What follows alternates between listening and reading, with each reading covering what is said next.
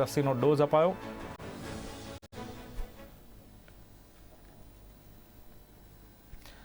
સમાચારની વિગતવાર વાત કરીએ તો આજે ભારતીય જનતા પાર્ટી દ્વારા કમલમ ખાતે એક મહત્વની બેઠક મળી રહી છે અને મહત્વની બેઠક જ્યારે મળી રહી છે ત્યારે તેમાં એમપી એમએલએને ખાસ હાજર રહેવા માટેની એક તાકીદ કરવામાં આવી છે। સીઆર પાટીલની અધ્યક્ષતામાં બેઠક મળી રહી છે અને પ્રદેશ હોદ્દેદારો અને સાંસદો તેમજ ધારાસભ્યોને ખાસ આમંત્રણ આપવામાં આવ્યું છે।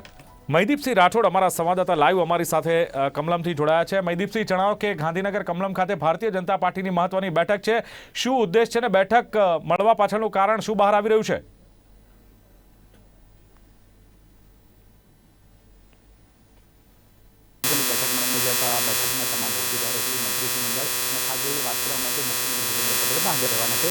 बैठक के सीआर पार्टी अध्यक्ष में जोड़ा है अपनी जैसे यज्ञेश दवे जोड़ा है। यज्ञेश जी, आ बैठक कितनी महत्वनी है, कौन कौन खास उपस्थित रहे?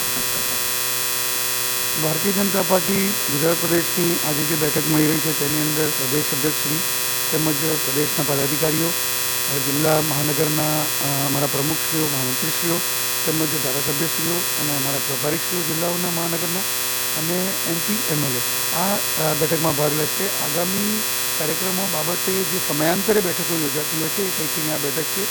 પ્રદેશ અધ્યક્ષ સીઆર પાટીલ સાહેબના અધ્યક્ષપણા હેઠળ આ બેઠક યોજાશે। આ બેઠકની અંદર આગામી જે 2022માં ચૂંટણી આવી રહી છે તેને લઈને તેમજ આગામી જે કોવિડની પરિસ્થિતિ છે, કોવિડની પરિસ્થિતિમાં આગામી કાર્યક્રમો કેવી રીતે કરવા એની ચર્ચા તથા પ્રદેશના જે રિપોર્ટો તમને જે અમારા જે પ્રદેશના પદાધિકારીઓ છે તથા અમારા પ્રદેશના પ્રભારીઓ છે, પ્રભારીઓએ જે કામગીરી કરી હોય એના રિપોર્ટો પણ લેવામાં આવશે। એટલે આ એક સમયાંતરે થતી બેઠક પૈકીની એક બેઠક છે જેમાં કોઈ વિશેષ એનું કોઈ એજન્ડા નથી આવતું।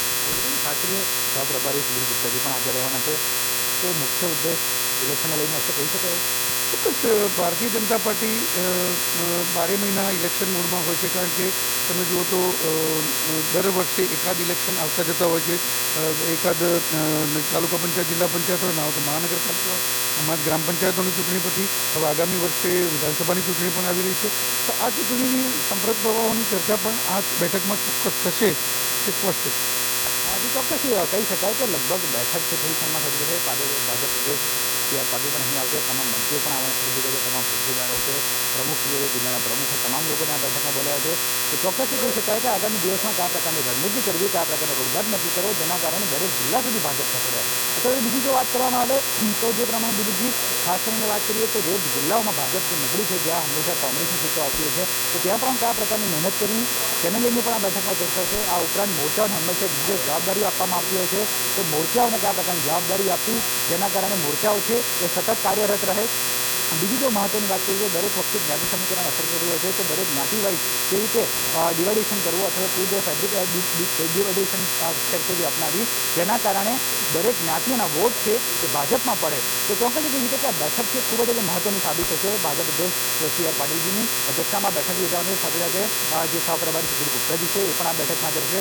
સાથે સાથે ભાજપ પ્રદેશ અધ્યક્ષ સીઆર પાટીલનો એક કાર્યક્રમ શરૂ થઈ રહ્યો છે કે વન ડે વન ડિસ્ટ્રિક્ટ, એટલે કે દરેક રોજ એક જિલ્લાની મુલાકાત લેવી, તો તેને અંગે પણ રૂપરેખા નક્કી થશે। આગામી દિવસમાં વાઇબ્રન્ટ પણ આવી રહ્યું છે, આગામી દિવસમાં જે મહત્વના જો વાત કરવામાં આવે તો મહત્વના કાર્યક્રમો પણ થવાના છે, તેને લઈને પણ એક મહત્વની ચર્ચા યોજવાની ગઈ છે કે હજુ બેઠકની શરૂઆત કેટલા વાગે થશે અને સાથે જ કોણ કોણ આ બેઠકમાં અત્યારે હાજર રહ્યું છે અને કેટલી સંખ્યામાં આમાં પદાધિકારીઓ ઉપસ્થિત છે બેઠકમાં? જે તમામ પદાધિકારીઓ છે, તમામ હોદ્દેદારો છે, તમામ પ્રમુખ છે, તમામ બેઠકોમાં હાજર છે। લગભગ 11 વાગ્યાની આસપાસ આ બેઠક શરૂ છે। મુખ્યમંત્રી અને બીજી જો વાત કરવામાં આવે તો જે પૂર્વ મંત્રીઓ છે એ તમામ મંત્રીઓ પણ આ બેઠકમાં હાજર રહેવાના છે। તો ચોક્કસ એ કહીએ કે આજની આ બેઠક છે ખૂબ જ મહત્વની સાબિત થઈ શકે છે। સાથે મેં અમને જેમ કીધું એમ કે સહપ્રભારી સુધીર ગુપ્તાજી પણ આમાં વિશેષ આપવાના છે। તો ચોક્કસથી 2022માં જે ઇલેક્શન આવી રહ્યું છે તો તેનો એક રોડમેપ અને એક રૂપરેખા નક્કી કરવા માટેની આ બેઠકમાં કદાચ મહત્વની ચર્ચા થઈ શકે છે। જી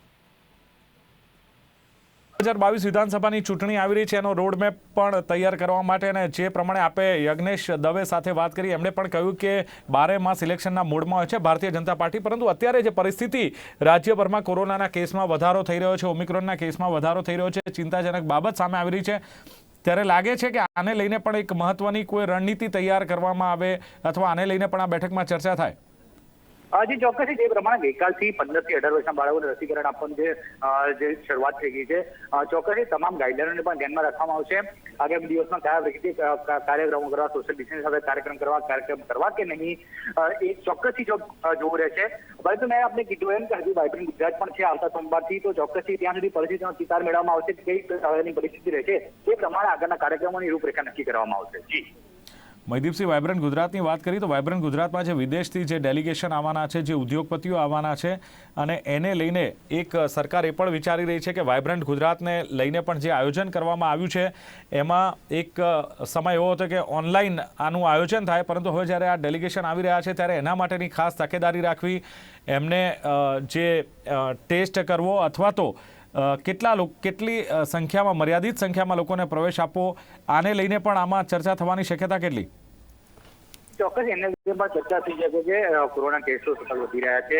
ઓનલાઈન થશે વાઇબ્રન્ટ તેવી કોઈ હજુ માહિતી, તો પ્રાથમિક માહિતી તો નથી મળી, પરંતુ ચોક્કસથી આપણે જેમ કીધું એમ કે કેટલા ગેસ્ટોને અંદર આવી જવા, કેટલા ડેલિગેટ્સ અંદર આવી જવા, તેને પૂરતી તાકીદેરી રાખવામાં આવશે. જેના પાસ ઇસ્યુ કરવામાં આવશે તે લોકોને જ અંદર રજીસ્ટ્રેશન જે થયેલું છે એ લોકોને જ અંદર કદાચ એન્ટ્રી આપવાના છે. તો મહત્વની વાત એ છે કે હવે જોવું રહ્યું કે આ અંગે કોઈ આંકડો સીમિત થાય છે કે કેમ. જી ચલો, બિલકુલ, આભાર સમગ્ર માહિતી આપવા બદલ. તો આ હતા અમારા સંવાદદાતા મયદીપસિંહ રાઠોડ કે જેમણે વાત કરી કે કમલમ ખાતે જે બેઠક મળી રહી છે પ્રદેશ હોદ્દેદારો અને સંગઠનના જે નેતાઓ છે, આ સાથે જિલ્લા અને તાલુકા પ્રમુખ અને પ્રભારીઓ અહીંયા ઉપસ્થિત રહેશે. અને મહત્વપૂર્ણ બેઠક આજની ભારતીય જનતા પાર્ટીની માનવામાં આવી રહી છે, કારણ કે 2022 વિધાનસભાની જે ચૂંટણી આવી રહી છે, આ ચૂંટણીને લઈને કયા પ્રકારનો રોડમેપ તૈયાર કરવો અને એક ચોક્કસ રણનીતિ માટે ગાંધીનગર કમલમ ખાતે જ્યારે આ બેઠક મળી રહી છે ત્યારે એક દિવસમાં એક જિલ્લાની મુલાકાત જે ભારતીય જનતા પાર્ટીના જે નેતાઓ છે લેશે અને તમામ MP, MLA, પ્રભારીઓ અને હોદ્દેદારોને હાજર રહેવા માટે તાકીદ કરવામાં આવ્યું છે. વિવિધ સેલના હોદ્દેદારો પણ ઉપસ્થિત રહેશે અને સાથે જ કયા પ્રકારની કામગીરી અત્યાર સુધી કરવામાં આવી છે, કામગીરીનો રિપોર્ટ પણ આ હોદ્દેદારો તરફથી આપવામાં આવશે.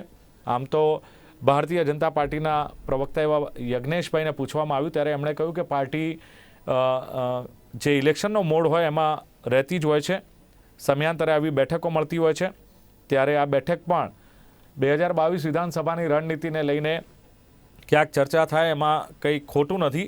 અને ઓમિક્રોનના મામલે વેરિયન્ટ જે છે અને કોરોનાના મામલે પણ આગળની કયા પ્રકારની રણનીતિ કરવી એની પણ ચર્ચા થશે.